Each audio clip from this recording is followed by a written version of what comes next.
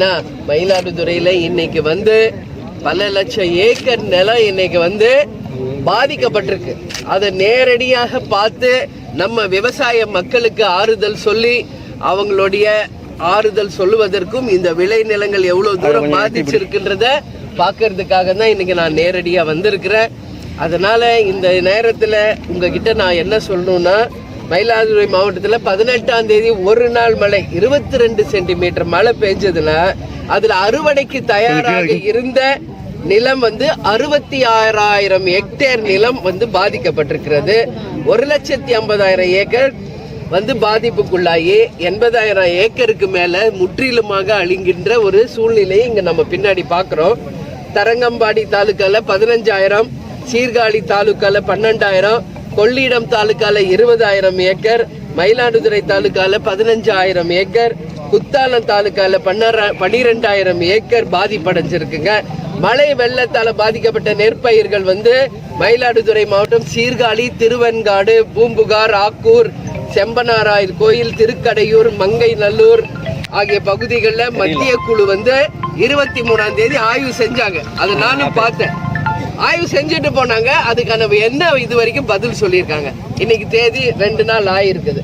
ஏன் இன்னைக்கு நான் வந்திருக்கேன்னா, இதை வந்து நிச்சயமாக தமிழக அரசுக்கும் மத்திய அரசுக்கும் விவசாயிகளின் என்னுடைய நிலைமையையும் இவர்கள் எந்த அளவு பாதிக்கப்பட்டிருக்காங்க என்பதையும் நேரடியாக உங்களோட வந்து இதை எடுத்தாதான் நம்ம கொண்டு போய் சேர்க்க முடியும்.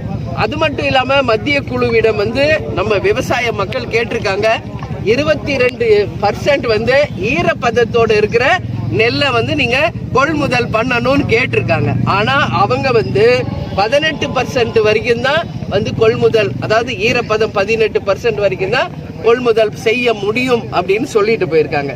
மத்திய குழு வந்து இப்ப ஆய்வு செஞ்சுட்டு போயிருக்காங்க. அவங்களுக்கு நான் என்ன சொல்றேன்னா, இங்க பாருங்க, நம்ம எல்லாரும் விவசாய குடும்பத்துல இருந்து தான் வந்திருக்கிறோம். யாரும் ஒண்ணு வானத்துல இருந்து குதிச்சல. பாருங்க இந்த நிலத்தை பாருங்க, இந்த பயிரை பாருங்க எப்படி இருக்கு. எனக்கே கண்ணுல தண்ணி வருது இங்க இருக்கிற நிலத்தை பார்த்தா.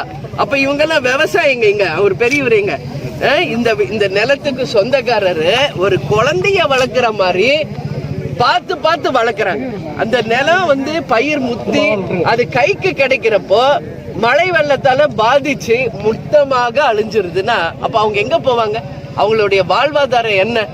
இன்னைக்கு லஞ்சம் வாங்குறவங்களும், ஊழல் பண்றவங்களும், கனிம வள கொள்ளை பண்றவங்களும், டாஸ்மாக்ல மது விற்கிறவங்களும், கொள்ளைக்காரனும் வாழ்கின்ற இந்த பூமியில அந்த மக்களுக்கு சோறு போடுற விவசாயிகளுடைய நிலைமை இன்னைக்கு மிகப்பெரிய ஒரு கேள்விக்குறியார். விவசாயிகள் நம்ம சேத்துல கால் வச்சாதான் நம்மள சோத்துல கை வைக்கவே முடியும். எல்லாருமே விவசாய குடும்பத்துல இருந்தா இன்னைக்கு பெரிய இடத்துல இருக்கோம். கேப்டனும் சரி, நானும் சரிங்க, விவசாய குடும்பத்துல பிறந்து வளர்ந்தவங்க. விவசாயிகளுடைய கஷ்டம் என்ன என்பதை 100% எங்களுக்கு தெரியும். அதனாலதான் தலைவர் எப்பயுமே சொல்வார், ஒரு வாய்ப்பு கொடுங்க. என்னுடைய பணிகள் அத்தனையும் கிராமங்களிலும் விவசாய மக்கள்கிடம் தான் ஒரு முதலமைச்சரா என்னுடைய ஆய்வோ பணியோ இருக்குன்னு எவ்வளவு சொன்னார். ஆனா அப்ப மக்கள் புரிஞ்சுக்கல. இன்னைக்கு அவர் இல்ல, இப்ப புரிஞ்சுக்கிறாங்க. ஒரு விலை மதிப்பே இல்லாத ஒரு வைரத்தை இழந்துட்டோமே இன்னைக்கு மக்கள் ஃபீல் பண்றாங்க. இன்னைக்கு வரைக்கும் நீங்க கோயில்ல, கேப்டன் கோயில்ல தினந்தோறும் 3000 இருந்து 10,000 பேர் வந்து டெய்லி தரிசிக்கிறாங்க.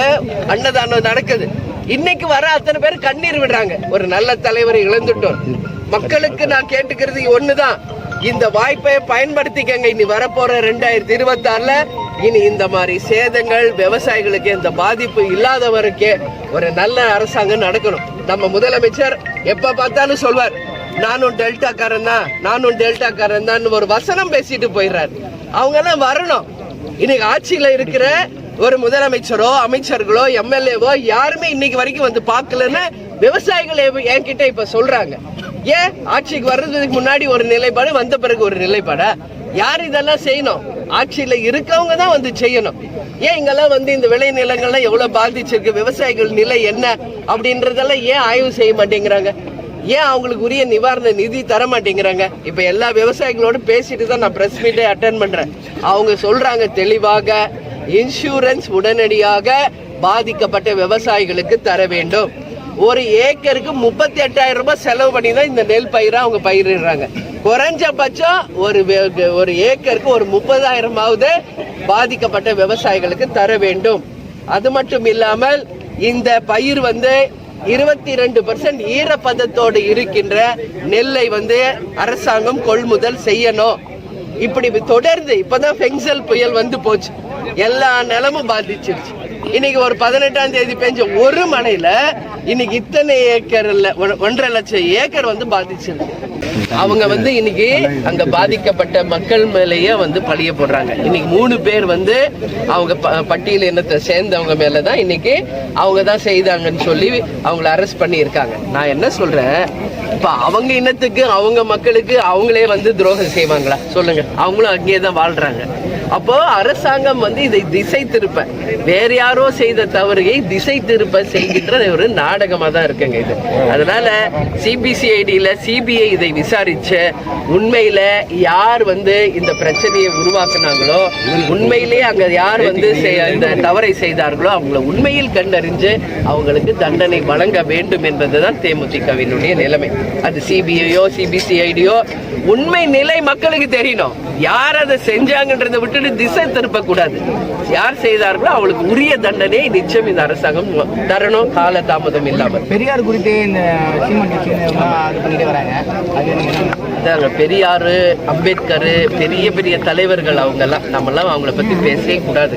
ஏன்னா அவங்க எல்லாம் வாழ்ந்து சரித்திரத்தை இந்த பூமியில செஞ்சுட்டு மறைஞ்சிட்டாங்க. எப்பொழுதுமேங்க மறைந்த தலைவர்களை பற்றி நம்ம வந்து தவறான கருத்துக்களை பதிய வைக்க கூடாது. இப்ப இருக்கின்ற ஆட்சியை பத்தி, இப்ப இருக்கிற அரசியலை பத்தி, இப்ப இருக்கிறத பத்தி பேசுங்க. எந்த மறைந்த தலைவர்களை பத்தி பேசுகின்ற அருகதையோ யாருக்குமே இங்க கிடையாது. அவங்கள ஹிஸ்டரியை உருவாக்கிட்டு போயிட்டாங்கல்ல, நீங்க எதுக்கு அங்க குறை சொல்றீங்க? அதனால தப்புங்க யாரா இருந்தாலும். அதனால தேமுதிகவை பொறுத்த வரைக்கும் அனைத்து தலைவர்கள் மீது நாங்கள் மரியாதை வச்சிருக்கோம். அந்த மாதிரி தவறான பதிவுகள் போடுவது தவறான விஷயம். 2026 எப்படி பாக்குறீங்க? வந்திருக்காருங்க, வரணும், இந்த மாதிரி வரணுங்க, களத்துக்கு வரணும், மக்களை சந்திக்கணும், தேர்தல்கள் சந்திக்கணும், நிறைய சவால் இருக்கு. நாங்க 20 வருஷம் ஆயிடுச்சுங்க, அவர் இப்பதான் வந்திருக்காரு. வாழ்த்துக்கள், வந்து நிரூபிக்கணும்ன்றதுதான் என்னுடைய கோரிக்கை. சரிங்களா? அதே மாதிரி ஒரு அண்ணா யூனிவர்சிட்டியில ஞானசேகரன் ஒருத்தர் அவ்வளோ வந்து தப்பு பண்ணியிருக்காரு. அவரை வந்து நம்மளுடைய சபாநாயகர் என்ன சொல்றாரு, தம்பிங்கிறார். முதலமைச்சர் என்ன சொல்றாரு, திமுக அனுதாபிங்கிறாரு. அப்போ இது என்ன உதாரணம்னு புரியல.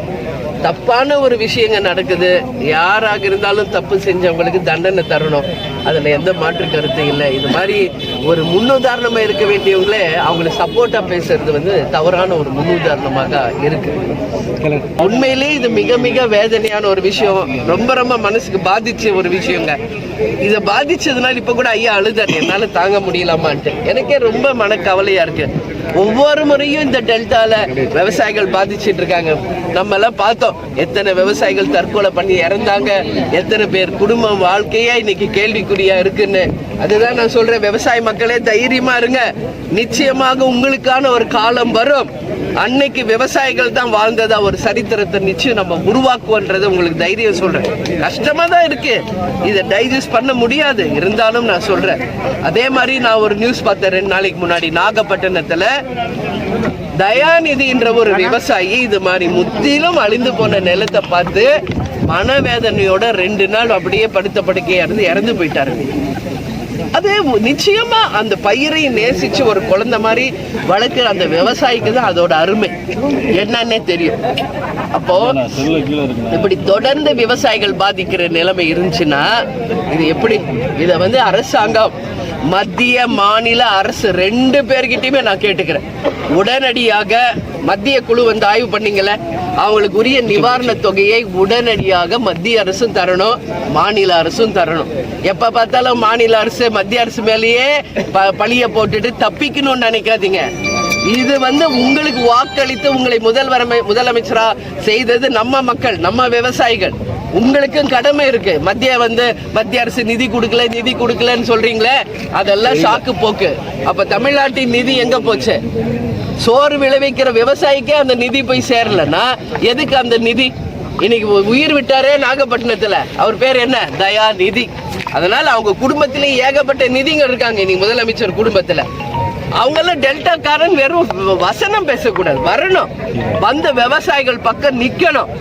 அவங்களுக்கு வேண்டிய உரியது என்னன்னு பார்த்து ஒரு முதலமைச்சராக ஒரு கையெழுத்துல அவர் வந்து செய்து மக்களுக்கு காப்பாற்றணும். அதனால நிச்சயமாக இந்த பிரச்சனையை மத்திய மாநில அரசுகளுடைய கவனத்துக்கு நிச்சயம் நாங்க கொண்டு போவோங்க.